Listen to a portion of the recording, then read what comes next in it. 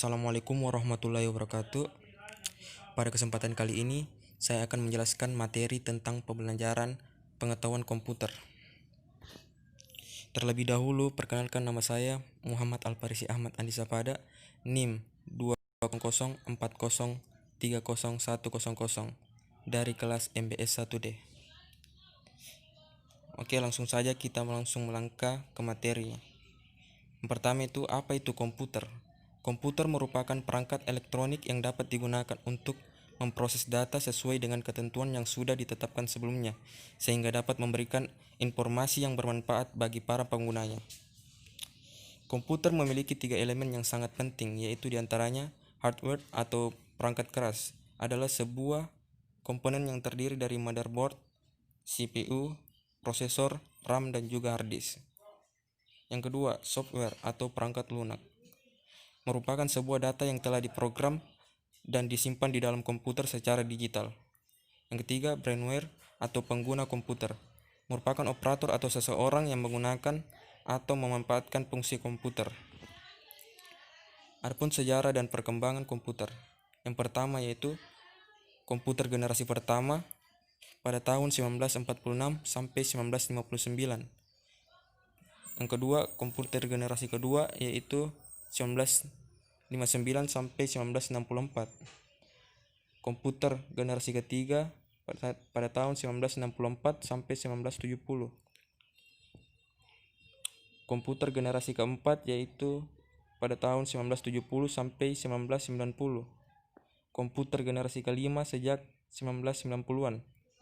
Adapun komputer generasi keenam yaitu sejak sekarang sampai masa depan. Manfaat komputer. Yang pertama, sebagai sarana komunikasi. Yang kedua, sebagai sarana pendidikan. Yang ketiga, sebagai sarana informasi. Yang keempat, sebagai sarana usaha. Yang kelima, sebagai sarana kesehatan. Perkembangan software. Perangkat lunak atau software komputer adalah suatu perangkat yang berisi serangkaian instruksi, program, prosedur pengendali, pendukung, dan aktivitas pengelolaan perintah pada sistem komputer. Jadi software merupakan komponen abstrak dari susunan sistem komputer. Adapun jenis dan klasifikasi komputer. Komputer dibagi ke dalam beberapa klasifikasi, yaitu yang pertama, jenis data yang diolah. 2. Kemampuan komputer. 3. Ukuran fisik. 4. Tujuan penggunaan. Perkembangan hardware. 1.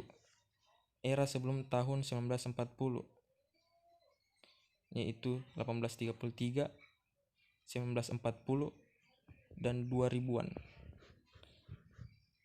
Yang kedua, era setelah tahun 1940 yaitu generasi pertama pada tahun 1940 sampai 1959. Generasi kedua pada tahun 1959 sampai 1964. Generasi ketiga 1964 sampai 1970. Generasi keempat yaitu 1970 1990. Generasi kelima yaitu 1990. Generasi keenam yaitu pada abad ke-20. Jenis-jenis komputer. Komputer berdasarkan jenis penggunaannya.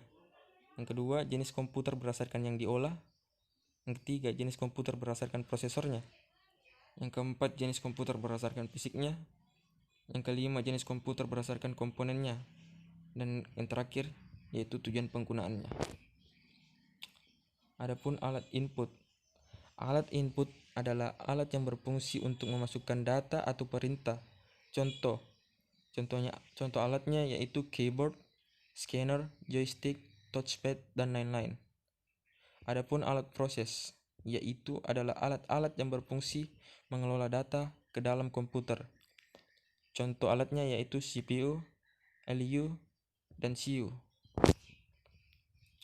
Alat proses adalah alat di mana instruksi program diproses untuk mengelola data.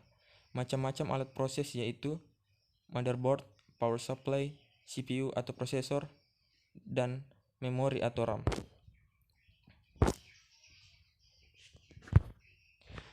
Fungsi-fungsi alat proses yaitu ada 4. Proses supply berfungsi untuk merubah arus AC menjadi arus DC. Motherboard yang kedua, motherboard yang berfungsi untuk tempat memasang berbagai perangkat komputer.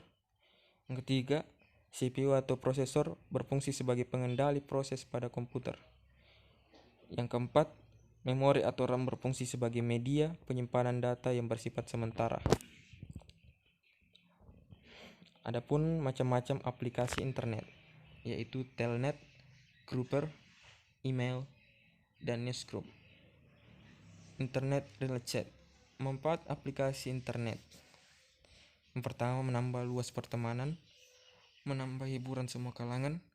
Yang ketiga, mempermudah proses pembelajaran di sekolah. Fungsi browsing dan contoh aplikasinya. Contoh aplikasinya yaitu browser, Opera Mini, Safari, Chrome. Membuka email, membuka sosial media, streaming video, bermain game, dan lain-lain. Lanjut pada port komputer. Port komputer adalah apabila dijelaskan secara sederhana, sering kita disebut dengan istilah colokan. Colokan atau port ini dapat menghubungkan komputer dengan hardware eksternal dan hardware utilitas lainnya agar bisa bekerja dengan baik. Adapun jenis-jenis port komputer yaitu USB, parallel port, VGA. Fungsi utama dari port itu sendiri adalah menghubungkan komputer dengan komponen eksternal komputer, biasanya dengan menggunakan kabel sehingga perangkat bisa saling terhubung dengan komputer. Lanjut, perangkat lunak atau peranti lunak. Bahasa Inggrisnya yaitu software, adalah istilah khusus untuk data yang diformat dan disimpan secara digital, termasuk program komputer, dokumentasinya, dan berbagai informasi yang bisa dibaca dan ditulis oleh komputer. Adapun jenis-jenis perangkat lunak dan fungsinya. Yang pertama, perangkat lunak sistem operasi, contohnya Windows dan Linux. Yang kedua, perangkat lunak driver, contohnya sound card dan printer. Yang ketiga, perangkat lunak aplikasi, contohnya Microsoft Word dan Microsoft Office. Yang keempat, perangkat lunak internet, contohnya Chrome. Lanjut pada Microsoft Excel. Microsoft Excel adalah sebuah program atau aplikasi yang merupakan bagian dari paket instalasi Microsoft Office. Berfungsi untuk mengelola angka menggunakan spreadsheet yang terdiri dari baris dan kolom untuk mengeksekusi perintah.